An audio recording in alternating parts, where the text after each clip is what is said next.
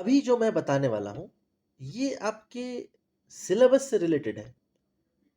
ये एक्सीडेंट आपके सिलेबस से रिलेटेड है, लेकिन डायरेक्टली रिलेटेड नहीं है। इस एक्सीडेंट देखो, एक ह्यूमन फैक्टर आप लोगों ने पढ़ा होगा, एचएफ। एचएफ याद है उदित? पढ़ा है ना? तो एचएफ क्या है? What is HF? HF is a study of human study या behaviour of human with respect to environment, with respect to procedures, with respect to machineries, with respect to work place. अब आपको अगर मैं बढ़िया work environment दूं, आप बढ़िया से काम करेंगे, है ना? मैं प्रोसीजर ही अगर इतना डिफिकल्ट बना दूं तो आप टेंशन में आ जाएंगे, है ना? उदित, जयराज, आकर्ष, प्रतीक्षा मैडम। तो एविएशन में ह्यूमन फैक्टर बहुत ज़्यादा इम्पोज्ड है। उसके इम्पोजिशन से ही एविएशन स्मूथली चल रहा है। टेक्नोलॉजी बहुत एडवांस कर चुका है, लेकिन फिर भी एक्सीडेंट्स होते हैं। टेक्नोलॉजी एडवांस कर चुका है, ऑटोमेशन बहुत आगे आ चुका है, लेकिन फिर भी एक्सीडेंट होता है। किस वजह से? ह्यूमन फैक्टर की वजह से। अब एक ह्यूमन फैक्टर में थ्योरी है, या चीज मॉडल, स्विच चीज मॉडल, ये आपने सुना होगा, या चेन, एक्सीडेंट चेन आपने सुना होगा, कि कोई भी एक एक्सीडेंट किसी एक गलती की वजह से नहीं होता है। मैंने गलती किया, मेरे गलती की वजह से कभी एक्सीडेंट नहीं होगा। It's a chain of mistake. Correct? Chain of mistake, series of mistakes, series of error. Switch चीज मॉडल भी कहते हैं उस चीज को, राइट? अभी ये जो एक्सीडेंट हुआ पैन एम केएलएम का 1977 में, कब हुआ था ये? 1977 में। इन वैल्यूज को याद रखने की जरूरत नहीं है। देखो टॉपिक क्या है, pilot never use take off word by their own. Pilot जो है कभी अपने मन से ये टेक ऑफ वर्ड इस्तेमाल नहीं करेगा। He is not allowed to use this take off word by their own. ऐसा क्यों है? ये क्यों किया गया? पहले करते थे पायलट टेक ऑफ वर्ड, लेकिन 1977 के टेनरिफ क्रैश के बाद ये वर्ड इस्तेमाल नहीं किया जाता है। टेक ऑफ वर्ड इस्तेमाल नहीं किया जाता है। चलिए जरा समझते हैं क्या हुआ था उस दिन। तो उस दिन क्या हुआ था, कई सारे एयरक्राफ्ट, वो लोग बाउंड थे ग्रैंड कनेरिया करके एक एयरपोर्ट को।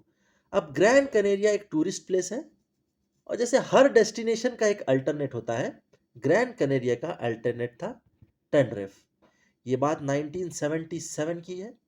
उस समय दो एयरलाइन, कौन कौन? पैन एम एंड केएलएम आपस में एकदम राइवलरी एयरलाइन थे, कॉम्पिटिटर थे एक दूसरे के, वर्ल्ड क्लास एयरलाइंस में आते थे। जिस तरीके से आज कतर एयरवेज, इमिरेट्स, ये आज के टाइम पे world class airline, Singapore airline, ये सब आते हैं। ये कैसे आए हैं?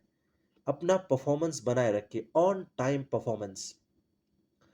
ये इतना मेहनत करना पड़ता है वर्ल्ड क्लास एयरलाइन बनने के लिए। तो अभी ये दोनों एयरलाइन थे, ये दोनों बाउंड थे कहाँ जाने के लिए?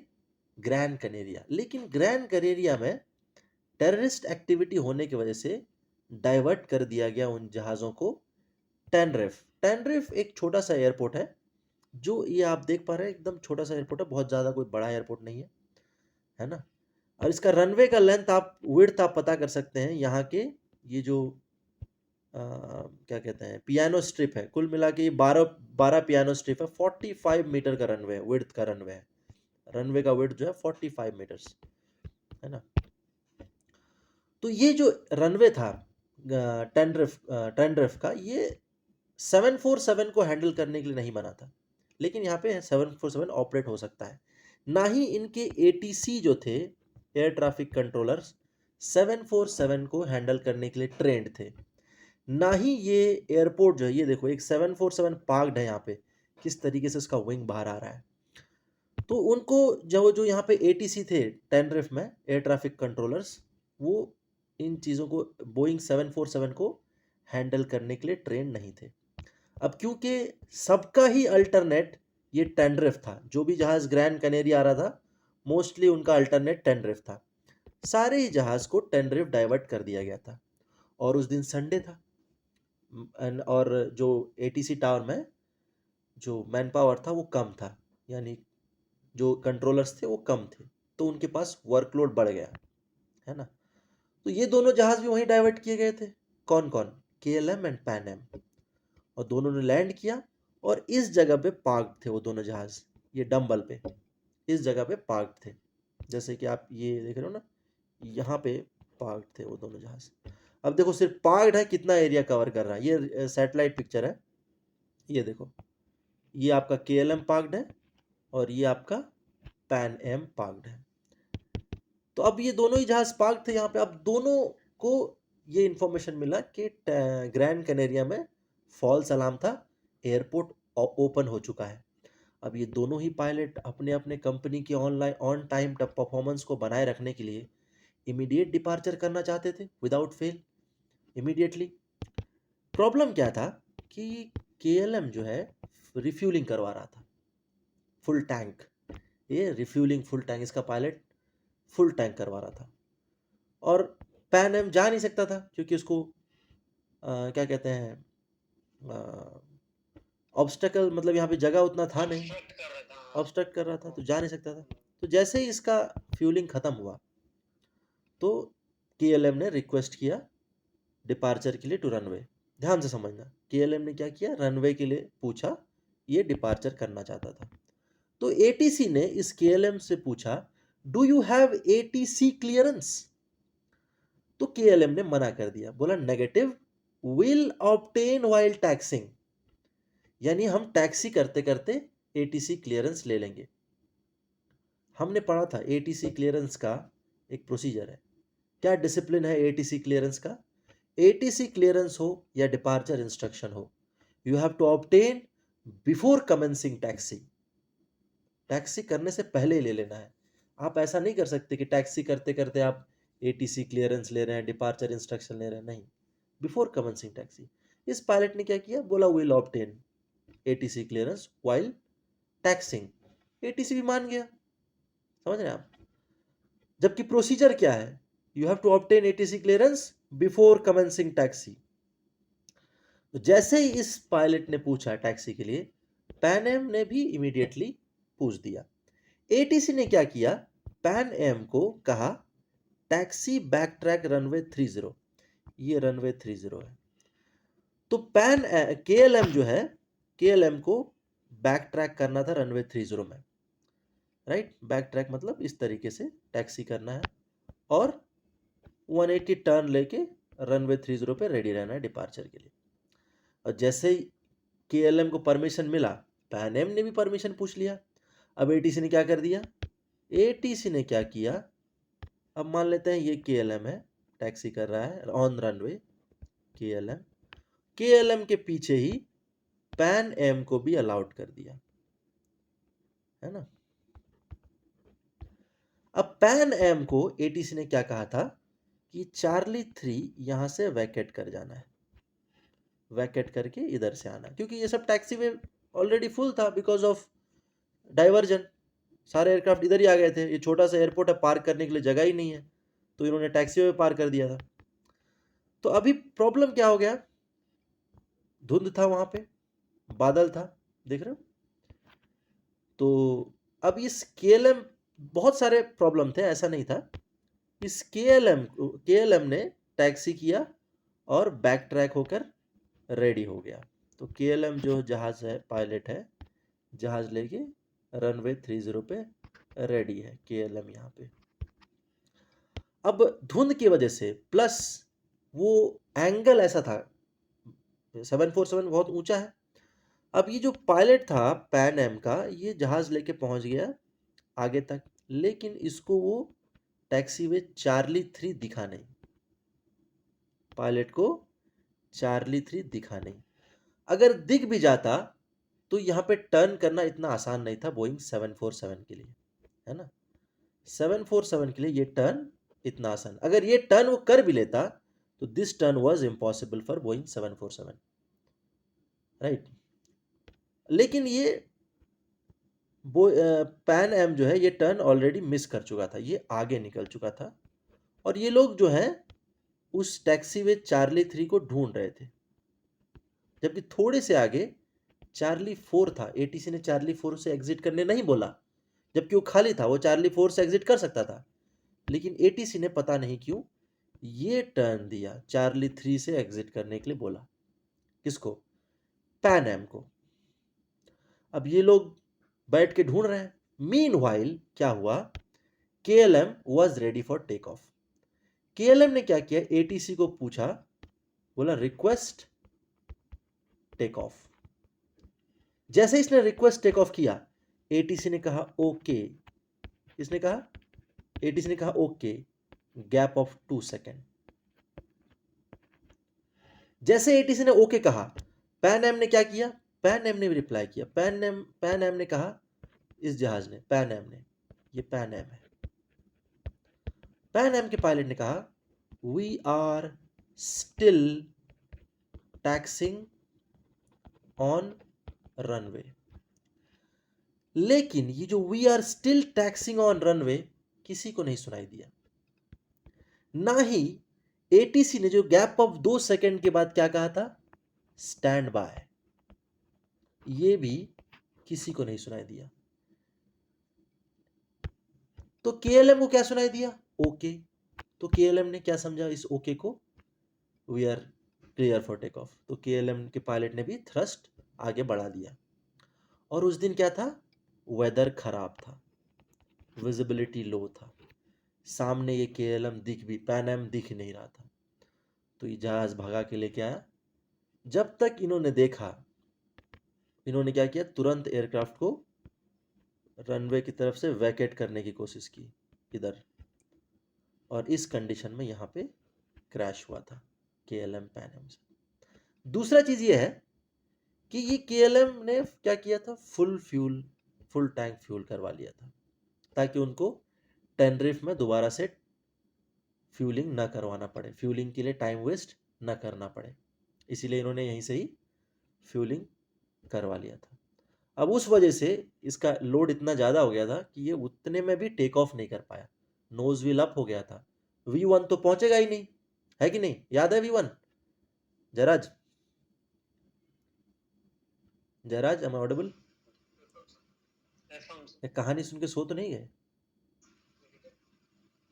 उदित, आकर्ष, कहानी सुन के सो तो नहीं गए? ओके, तो यहाँ पे अब ये हो गया एक्सीडेंट। अब एक्सीडेंट तो हो गया, ये इनको पता चल गया कैसे, सीवीआर सुन के पता चल गया कि हाँ ये ऐसा एक्सीडेंट हो गया। अब इन्वेस्टिगेशन तो होगा ना।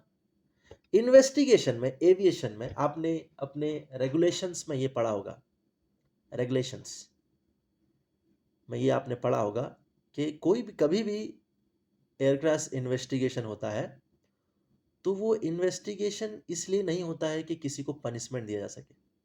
किस लिए होता है, to find out why it is happen, क्यों हुआ, है ना कि हाउ। हाउ तो आप सीवीआर सुन के, एफडीआर का डेटा देख के बता देंगे कैसे हुआ। सवाल ये है कि ये क्यों हुआ, है ना, ये जरा समझते आइए। हमने क्या पढ़ा था कि कभी भी एविएशन में एक्सीडेंट किसी एक के गलती से नहीं होता है। सबसे पहला गलती यहाँ पे क्या था, वो एयरपोर्ट जो है रन बोइंग 747 ऑपरेशंस के लिए था ही नहीं, फिर भी वहाँ पे अल्टरनेट दिया गया था। अब उसके एटीसी जो है ट्रेंड नहीं है ना, तो लैक ऑफ ट्रेनिंग पहला चेन बन गया, लैक ऑफ ट्रेनिंग, करेक्ट। दूसरा चेन क्या था, वर्क प्रेशर। वर्क प्रेशर आपका कैसे क्रिएट हुआ, एनवायरनमेंट से क्रिएट हुआ, एक और चेन बन गया। तीसरा क्या था, तीसरा यह था कि उस पायलट ने बिना टैक्सी, मतलब बिना एटीसी क्लियरेंस के टैक्सी करना स्टार्ट कर दिया, बोला हम टैक्सी करते करते एटीसी क्लियरेंस ले लेंगे। तो इसे कहते हैं नॉर्म्स, यानी जो प्रोसीजर है उससे अगर आप हट के अपना ही प्रोसीजर बना लेते हो जिससे काम चल रहा है, तो उसे हम नॉर्म कहते हैं। एक और चेन बन गया नॉर्म वाला। अब एक और रूल है, आपने रेगुलेशंस में पढ़ा होगा कि 2 aircraft should not allowed to taxi on single runway. Active runway में 2 एयरक्राफ्ट अलाउड नहीं है। आप क्रॉस कर सकते हैं, लेकिन ऐसे बैक टू बैक आप टैक्सी नहीं कर सकते एक्टिव रनवे में। कर सकते हैं क्या जयराज? तो एक और चेन बन गया। तो यहाँ पे सीधा वायलेंस है रूल का। 2 एयरक्राफ्ट को बैक टू बैक, KLM भी टैक्सी कर रहा है, पैन एम भी टैक्सी कर रहा है उसके पीछे रनवे पे ही। ऐसा थोड़ी होता है। तो ये एक और गलती था ATC की तरफ से। तीसरा गलती क्या था? वेदर वेदर वेदर खराब था, विजिबिलिटी लो था। तो इस तरीके से चेन एक के बाद एक चेन मैच कर रहा है ना। अब मान लो वेदर अच्छा होता तो यहाँ पे पैन एम जहाज लेक खड़ा है, यहाँ पे KLM खड़ा है, तो दिख जाता है ना एक दूसरे को। ये थ्रोटल रेज ही नहीं करता। करेक्ट। तीसरा पॉइंट क्या था? अब जब पैन एम ने बोला था ना, पैन एम ने बोला we are still down on runway, same time में ATC ने PTT छोड़ा नहीं था। ATC ने ओके बोल के PTT दबा के रखा था। जो 2 सेकंड का गैप था ना, ओके फिर डैश 2 सेकंड गैप, इसी 2 सेकंड में यहाँ पैन एम ने बोला था कि we are still on runway. तो जब दो पायलट एक साथ PTT दबा देते हैं ना, एक नॉइज आता है जिसे हम कहते हैं हेड्रोडाइन। तो ये एक और सिस्टम फेलियर यहाँ पे है कि नहीं। तो इस तरीके से कई सारे चेन्स जुड़े, जबकि इस कैप्टन को, KLM के कैप्टन को फुल टैंक करवाना ही नहीं था, क्योंकि वो शॉर्ट डिस्टेंस पे जा रहे थे। ओवर अराउजल, हम आपने HF में पढ़ा होगा, हमेशा in your work environment be optimum arousal, over arousal नहीं होना है। अब इन दोनों पायलट के ऊपर एक प्रेशर था, अपने अपने कंपनी का रेपुटेशन, ऑन टाइम प्रेशर बनाए, ऑन टाइम परफॉर्मेंस बनाए रखने के लिए, है ना, जिसे हम पीयर प्रेशर कहते हैं, जो आप खुद से लेते हैं कि हाँ मुझे परफॉर्मेंस करना है, परफॉर्मेंस देना है। ओके, दैट्स फाइन, आपको अपने कंपनी के लिए करना है, लेकिन सेफ्टी को कॉम्प्रोमाइज करके नहीं ना, है कि नहीं। तो यहाँ पे एक फेलियर हो, एक और चेन बन गया। तो इसी तरीके से कई सारे चेन्स बन के end of the day accident हुआ, है कि नहीं। तो अब इस पूरे एक्सीडेंट से हमको क्या सीखने को मिला? लेसन हमको क्या मिला? लेसन हमको इस पूरे एक्सीडेंट से ये मिला, कहाँ चला गया? लेसन क्या मिला हमको पूरे एक्सीडेंट से? कि कभी भी जल्दीबाजी नहीं करना है। Don't be hurry. Aviation is fast but we go slow, we go as per procedure. हमेशा SOP फॉलो करो, standard operating procedure. Standard operating procedure क्या कहता है? हमने डाइवर्ट किया। What is the standard operating procedure? Taxi करना है runway पे, एक ही एयरक्राफ्ट टैक्सी कर सकता है, that is standard operating procedure. दो नहीं कर सकते। स्टैंडर्ड ऑपरेटिंग प्रोसीजर फॉलो नहीं किया गया। जल्दीबाजी नहीं करना है। ओके का मतलब नहीं है कि आपको टेक ऑफ के लिए अलाउड कर दिया गया है, आपने ओके को टेक ऑफ परमिशन समझ लिया। Your team member is advising you something, you are not listening to team member. उसे उसे कहते हैं, क्या कहते हैं उसको ह्यूमन फैक्टर में? कॉम्प्लायंसी, राइट।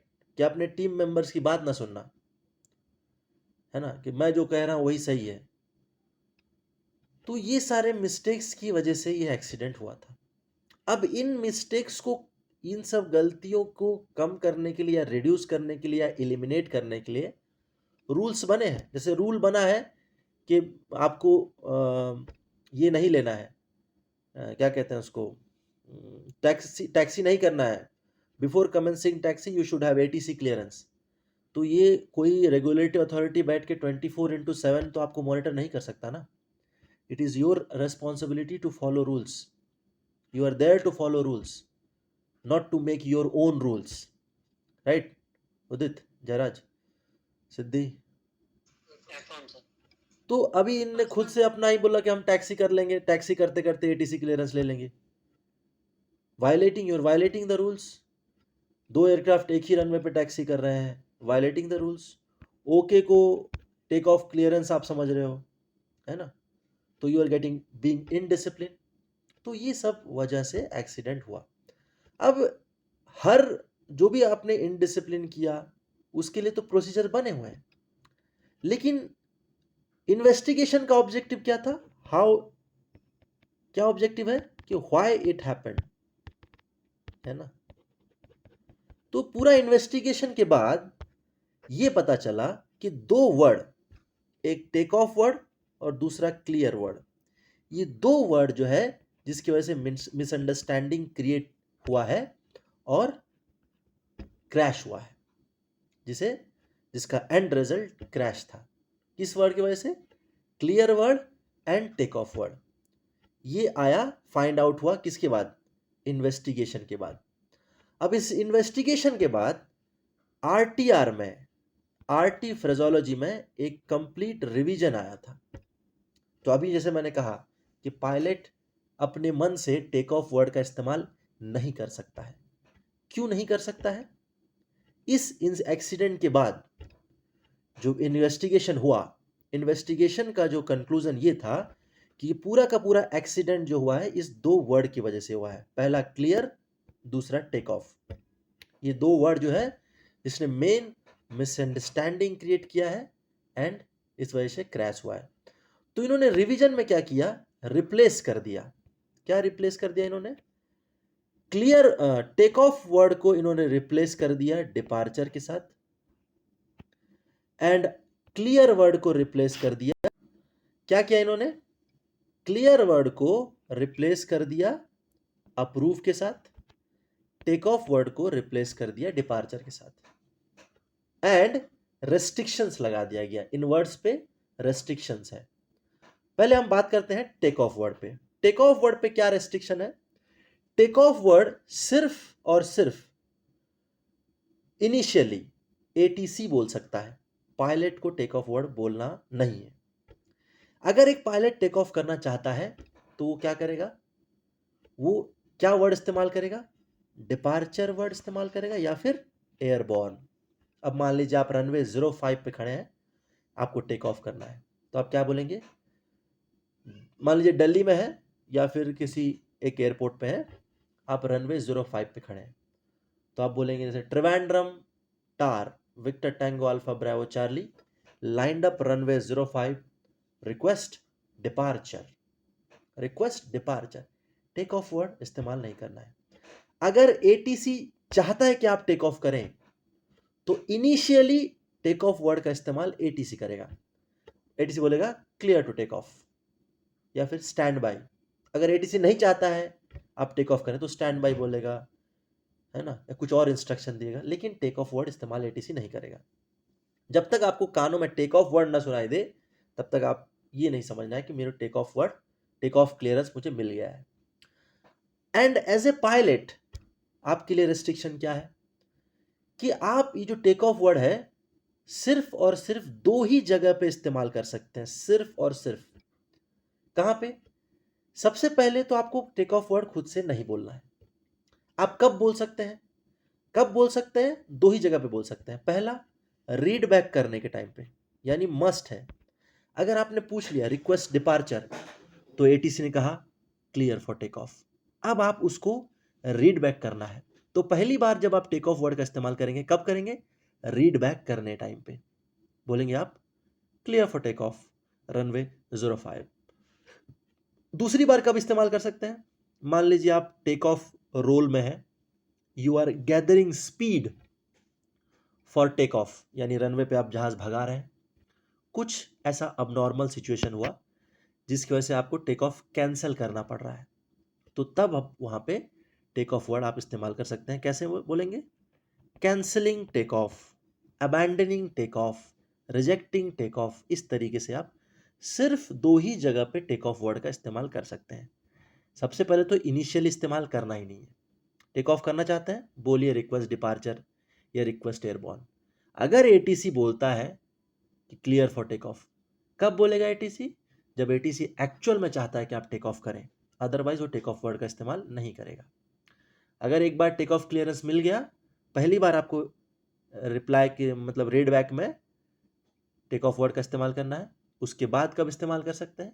अगर आप कैंसिल कर रहे हैं टेक ऑफ, तब दो ही जगह पे, रीड बैक के टाइम पे, कैंसिल के टाइम पे आप एज ए पायलट इस्तेमाल कर सकते हैं, अदरवाइज नहीं कर सकते। तो ये क्यों हुआ ये ऐसा?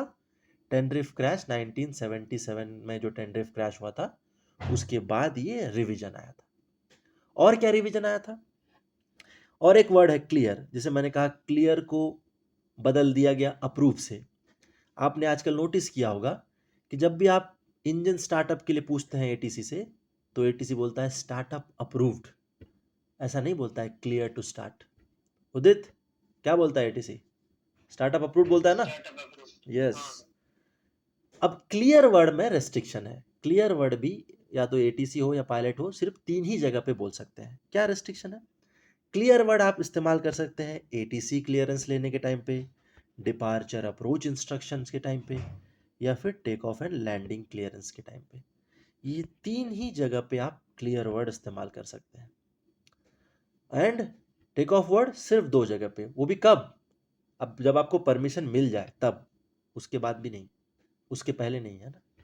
क्लियर है इतना, लेडीज एंड जेंटलमैन?